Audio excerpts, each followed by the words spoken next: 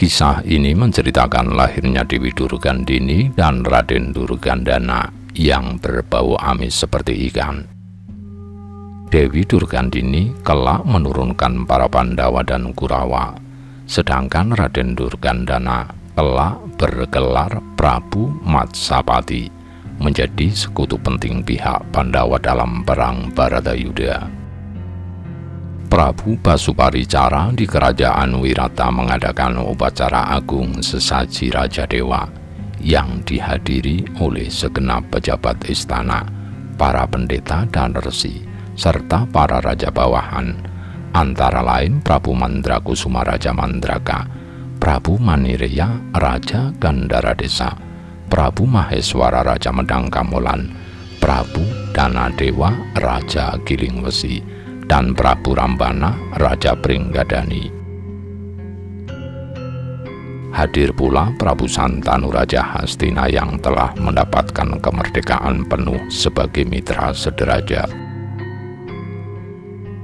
Dalam upacara itu, Prabu Basuparicara mengganti gelarnya menjadi Prabu Wasupati, sedangkan sang permaisuri Dewi Adrika diganti namanya menjadi Dewi Swargandini. Raden Basuketu yang dinilai berhasil menjalankan tugasnya sebagai wakil raja selama Prabu Wasupati berkelana juga mendapat gelar baru, yaitu Arya Prabu Kistawa. Setelah upacara berakhir, Prabu Wasupati mengumumkan bahwa mulai hari ini semua kerajaan bawahan dinyatakan merdeka dan tidak lagi berada di bawah kekuasaan Wirata. Dengan demikian, kerajaan Mandraka, Gandhara Desa, Medang Kamolan, Gilingwesi, dan Pringgadani mulai sekarang berhak menentukan jalannya pemerintahan masing-masing, seperti kerajaan Hastina, dan tidak lagi wajib melapor kepada kerajaan Wirata. Rupanya Prabu Wasupati tidak ingin peristiwa perang Wirata Hastina yang memakan korban Prabu Pratipa terulang kembali, hanya karena perasaan ingin mengungguli antara kerajaan satu dengan yang lainnya. Para raja bawahan merasa terharu mendengar keputusan tersebut. Apa yang dilakukan Prabu Wasupati ini sama persis dengan yang pernah dilakukan oleh Sri Maharaja Wisaka di kerajaan Medang Kamolan ratusan tahun silam, setelah ia berhasil mengalahkan Sri Maharaja Purwacandra. Saat itu Sri Maharaja Wisaka memerdekakan kerajaan Gilingwesi, Purwacarita, dan Wirata, sehingga tidak lagi berada di bawah kekuasaan Medang Kamolan. Meskipun telah mendapatkan kemerdekaan penuh, namun para raja sepakat untuk menganggap Raja Wirata sebagai sesepuh tanah Jawa. Mereka pun berjanji apabila mengangkat raja baru akan tetap menerima restu kepada Raja Wirata. Kesepakatan ini pun dibuktikan oleh Prabu Manireya Raja Gandhara Desa. Pada suatu hari ia memutuskan untuk turun tahta dan menjadi pendeta, bergelar Begawan Manireya. Tahta kerajaan Gandhara Desa pun diserahkan kepada putranya yang bergelar Prabu Mandara. Pada saat pelantikan, Begawan Manireya mengundang Prabu Wasupati untuk hadir dan memberikan restu kepada putranya tersebut. Setelah menghadiri undangan di kerajaan Gandhara, Prabu Wasupati pulang ke Wirata dan mendapatkan berita gembira, yaitu sang permaisuri Dewi Swargandini telah melahirkan 2 anak sekaligus, perempuan dan laki-laki. Akan tetapi sungguh disayangkan, kedua bayi tersebut berbau amis seperti ikan. Ini dikarenakan Dewi Swargandini semasa masih bernama Endang Adrika dulu pernah mendapatkan kutukan menjadi seekor ikan mas. Tak disangka bau amisnya kini diwarisi oleh kedua bayi yang baru lahir tersebut. Karena keduanya berbau tidak sedap, maka Prabu Wasupati pun memberi mereka nama Dewi Durgandini dan Raden Durgandana. Prabu Wasupati sangat sedih bercampur malu melihat keadaan kedua anaknya itu. Ia pun mendatangkan para tabib dan ahli obat, juga brahmana dan pendeta dari berbagai tempat. Namun tidak seorang pun yang mampu menyembuhkan penyakit mereka. Prabu Wasupati lalu bersama di dalam sanggar pamujaan selama berhari-hari untuk meminta petunjuk dewata. Pada suatu malam, Batara Narada datang memberitahu Prabu Wasupati supaya jangan bersedih, karena ini adalah ujian untuk Dewi Durgandini dan Raden Durgandana. Meskipun keduanya berbau amis, namun mereka ditakdirkan kelak akan menurunkan raja-raja tanah Jawa. Untuk itu, Prabu Wasupati harus menitipkan mereka berdua kepada seorang nelayan di desa Matsya yang bernama Kiai Dasa. Dengan cara demikian, Dewi Durgandini dan Raden Durgandana kelak akan mendapatkan jalan bagi kesembuhan mereka. Prabu Wasupati mematuhi petunjuk dari Batara Narada tersebut. Ia lalu membawa kedua bayinya ke desa Matsya dan menyerahkannya kepada Kiai Dasa untuk dirawat. Kiai Dasa tidak menganggap hal ini sebagai beban, namun justru menganggapnya sebagai suatu kehormatan karena bisa merawat putri dan putra Raja Wirata. 8 tahun berlalu setelah peristiwa kelahiran Dewi Durgandini dan Raden Durgandana. Pada suatu hari, Prabu Wasupati pergi mengembara dalam penyamaran untuk melihat secara langsung bagaimana kehidupan masyarakat pedesaan. Bersama dirinya ikut menyamar pula 3 orang pembesar kerajaan Wirata, yaitu Arya Prabu Kistawa, Patih Wasita, dan Arya Manungkara.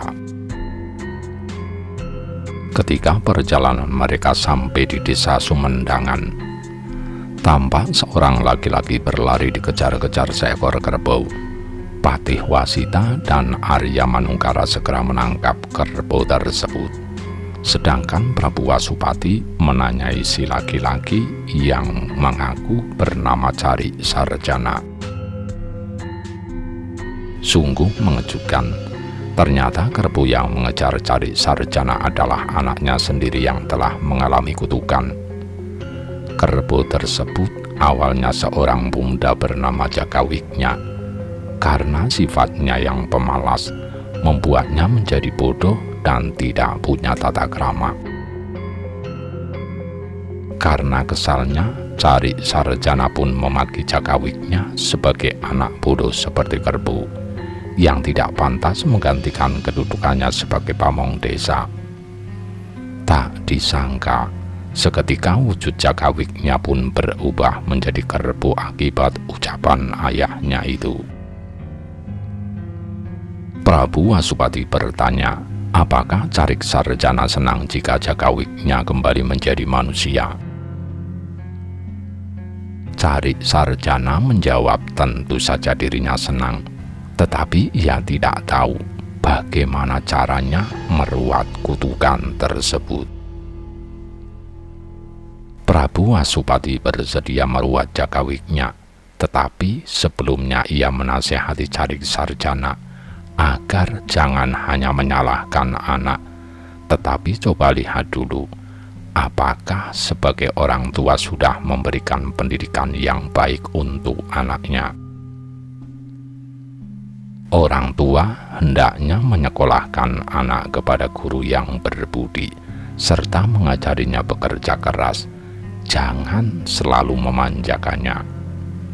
Selain itu, sebagai orang tua juga harus selalu memperhatikan anaknya jangan sampai salah dalam pergaulan. Cari Sarjana menyadari kesalahannya dalam mendidik anak selama ini. Ia pun pasrah mengenai perbuatan jakawiknya. Prabu Wasupati lantas meminta Arya Manungkara meruat kerbau tersebut. Dengan menggunakan minyak muksala, Arya Manungkara berhasil mengubah wujud jakawiknya kembali menjadi manusia. Cari Sarjana sangat berterima kasih. Ia pun menyerahkan jakawiknya kepada Prabu Wasupati supaya dijadikan abdi dan diajari bekerja keras. Prabu Wasupati menerima jakawiknya dan membawanya ikut serta dalam rombongan. Prabu Wasupati dan rombongan melanjutkan perjalanan menjelajahi desa demi desa. Ketika sampai di desa Kartipala, hari telah menjelang senja. Mereka menyaksikan para penduduk mengungsi meninggalkan desa karena setiap malam ada hantu sundel bolong yang menyebarkan bau busuk seperti kentut. Malam itu, Prabu Wasupati dan rombongan bersiaga untuk menangkap hantu yang meresahkan penduduk tersebut. Ternyata benar, samar-samar mereka mencium bau busuk yang semakin lama semakin menyengat. Arya Manungkara segera mendatangi sumber bau dan memukulnya menggunakan akar bayura. Seketika tampak sesosok peri berwajah cantik yang konon disebut sebagai hantu sundel bolong oleh para penduduk desa. Peri cantik itu mengaku bernama Dewi Umi yang gentayangan ingin kembali ke kahyangan sebagai bidadari. Menurut petunjuk Dewata, Dewi Umi harus datang ke desa Katripala karena tidak lama lagi akan muncul punggawa kerajaan Wirata bernama Arya Manungkara yang bisa meruat dirinya kembali menjadi bidadari. Dewi Umi pun melaksanakan petunjuk tersebut. Setelah mendatangi desa Katripala selama 7 malam, akhirnya ia bisa bertemu Arya Manungkara yang berada di dalam rombongan Prabu Wasupati. Sebelum perbuatan dimulai, Prabu Wasupati bertanya, mengapa Dewi Umi bisa mengeluarkan bau busuk seperti kentut. Dewi Umi pun menjelaskan bahwa di dalam rahimnya tersimpan 9 wadah berisi minyak, yaitu minyak kacang dalam wadah agik merah, minyak sawah dalam wadah agik biru, minyak kewangan dalam wadah agik jingga, minyak nyamu dalam wadah agik kuning, minyak gandarwa dalam wadah agik hitam, minyak sagungu dalam wadah agik abu-abu, minyak serengan dalam wadah agik ungu, minyak twasni dalam wadah agik hijau, dan minyak sari dalam wadah agik putih. Ke-9 jenis minyak itulah yang mengeluarkan bau busuk seperti kentut. Dewi Umi berjanji akan memberikan ke-9 minyak tersebut kepada Arya Manungkara jika bisa meruat dirinya menjadi bidadari. Arya Manungkara keberatan karena dirinya tentu akan mengeluarkan bau busuk jika menyimpan ke-9 minyak itu. Dewi Umi menjelaskan bahwa minyak-minyak ini mengeluarkan bau busuk hanya apabila disimpan di dalam rahim. Khasiat minyak tersebut apabila dioleskan pada senjata dan digunakan untuk berperang akan membuat musuh lemas kehilangan tenaga. Setelah menerima penjelasan demikian, Arya Manungkara pun mulai meruat Dewi Umi menggunakan mantra yang pernah diajarkan oleh ayahnya, Resi Manonbawa. Setelah pembacaan mantra berakhir, wujud Dewi Umi berubah menjadi bidadari. Setelah berterima kasih, wanita itu terbang ke kahyangan dan meninggalkan 9 butir agi di tanah berisi minyak sebagaimana yang ia ceritakan tadi. Arya Manungkara segera memungut ke-9 agi tersebut dan mempersembahkannya kepada Prabu Wasupati untuk disimpan sebagai pusaka kerajaan Wirata.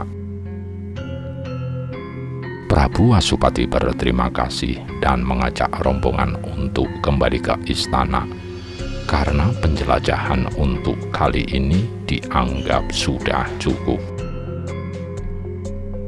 4 tahun kemudian, Prabu Wasupati menerima kabar duka bahwa Resi Sri Manasa di kerajaan Mandraka meninggal dunia. Adik Resi Sri Manasa yang menjadi pendeta di kerajaan Wirata, yaitu Resi Sri Madewa pun berangkat melayat ke sana.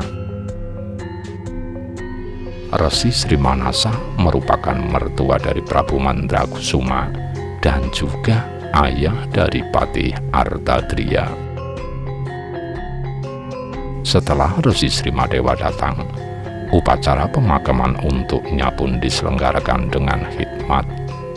Selama beberapa bulan, Resi Sri Madewa tinggal di kerajaan Mandraka untuk menghibur keluarga yang ditinggalkan kakaknya.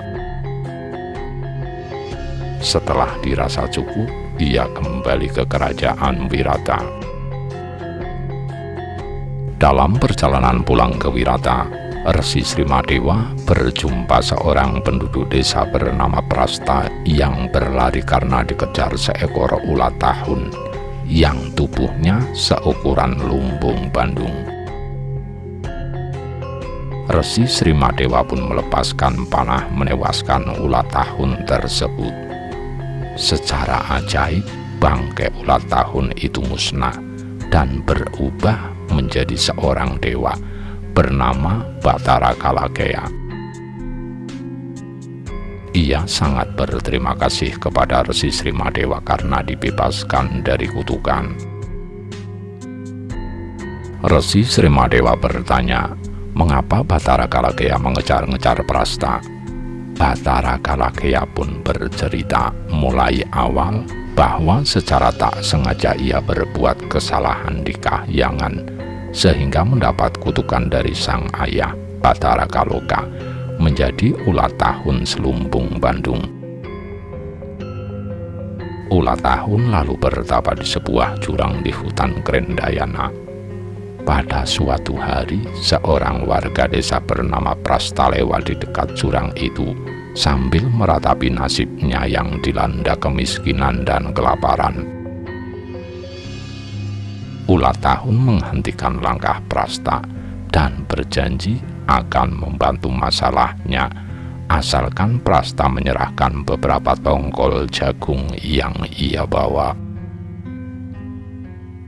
Prasta pun menyerahkan jagung-jagungnya kepada ulat tahun dengan perasaan takut.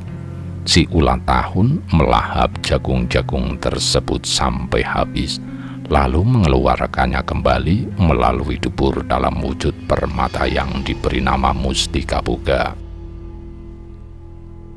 Permata itu diberikan kepada Prasta, yang mana jika Prasta meminta makanan, maka apa yang ia minta akan langsung tersedia. Prasta pun mencobanya. Ia meminta makanan kepada permata tersebut, dan seketika terciptalah berbagai macam makanan di hadapannya. Ulat tahun pun mempersilahkan Prasta pulang membawa Mustika Boga untuk menghidupi keluarganya. Akan tetapi sebagai syaratnya, setiap tahun Prasta harus menyerahkan seekor kerbau kepada ulat tahun. Prasta mematuhi dan mohon pamit membawa permata ajaib tersebut. Sesampainya di rumah, Prasta mencipta banyak makanan melalui Mustika Boga, membuat keluarganya terbebas dari kelaparan. Bahkan dalam beberapa bulan saja, Prasta sudah menjadi orang kaya di desanya, yaitu Desa Dumna, karena berdagang makanan. Sesuai perjanjian, pada tahun pertama Prasta pun datang ke hutan Krendayana untuk menyerahkan seekor kerbau kepada ulat tahun. Begitu pula dengan tahun kedua. Akan tetapi pada tahun ketiga Prasta tidak lagi menepati janji. Ulat tahun marah dan menyusul ke desa Dyumna. Prasta pun menjelaskan bahwa ketidakhadirannya ialah karena dilarang oleh pemuka agama setempat yang bernama Dang Hyang Kuntara. Menurut Dang Hyang Kuntara, daripada kerbau itu diserahkan kepada ulat tahun, lebih baik diserahkan untuk kepentingan upacara agama, sehingga kehidupan Prasta akan lebih berkah. Secara kebetulan, hari itu Dang Hyang Kuntara datang ke rumah Prasta untuk meminta sumbangan upacara keagamaan. Ulat tahun pun menanggapi Dang Hyang Kuntara sesungguhnya adalah pemuka agama yang munafik. Dia melarang Prasta menyerahkan kerbau ke hutan Krendayana bukan karena tulus demi kebaikan, tetapi ingin memperalat Prasta supaya menjadi penyumbang kepentingan agamanya. Apabila ucapan ulat tahun benar, maka Dang Hyang Kuntara pasti akan menerima bala seperti dirinya. Ternyata ucapan ulat tahun terbukti benar. Tiba-tiba saja wujud Dang Hyang Kuntara berubah menjadi seekor ulat pula, namun berukuran lebih kecil, yaitu sebesar bantal guling. Prasta ketakutan melihat peristiwa itu dan buru-buru melarikan diri. Ulat tahun pun mengejar kemana ia berlari. Kejar-kejaran di antara mereka pun berlangsung beberapa hari, hingga akhirnya mereka bertemu Resi Sri Mahadewa yang berhasil meruat ulat tahun kembali menjadi Bathara Kalagaya. Kini Bathara Kalagaya telah kembali ke wujud dewa, dan ia berterima kasih atas bantuan Resi Sri Mahadewa. Atas jasa tersebut, Bathara Kalagaya mempersilahkan Resi Sri Mahadewa meminta hadiah. Seketika Resi Sri Mahadewa pun teringat pada kedua anak Prabu Wasupati yang berbau amis dan kini tinggal di desa Matsya. Ia lalu meminta supaya Bathara Kalagaya menyembuhkan penyakit mereka berdua. Bathara Kalagaya bersedia mengabulkan permintaan tersebut. Namun hanya Raden Durgandana saja yang dapat ia sembuhkan. Mengenai Dewi Durgandini kelak akan sembuh oleh Resi Parasara dari Gunung Saptaarga. Akan tetapi kesembuhan mereka baru bisa terjadi setelah melewati usia 20 tahun. Dan itu pun mereka harus bertapa lebih dulu. Bathara Kalagaya menyarankan supaya Raden Durgandana bertapa ngidang di hutan Krendayana, sedangkan Dewi Durgandini bertapa ngrame di sungai Jamuna. Bathara Kalagaya lalu meminta tolong kepada Resi Sri Mahadewa supaya membebaskan Dang Hyang Kuntara dari kutukan. Setelah berpesan demikian, ia pun undur diri kembali ke kahyangan.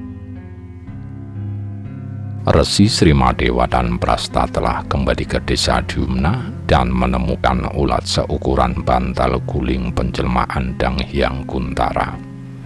Dengan kesaktiannya, Resi Sri Mahadewa berhasil meruat wujud Dang Hyang Kuntara kembali menjadi manusia.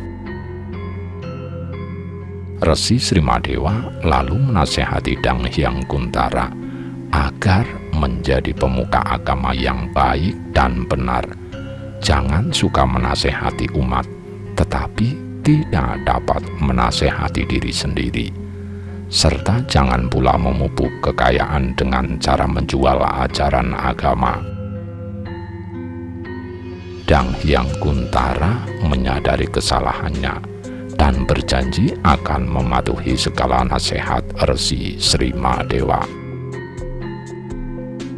Singkat cerita, Resi Srimadewa telah kembali ke Istana Wirata dan melapor kepada Prabu Wasupati mengenai pesan Batara Kalagaya sebelum kembali ke Kahyangan mengenai perawatan untuk penyakit Dewi Durgandini dan Raden Durgandana.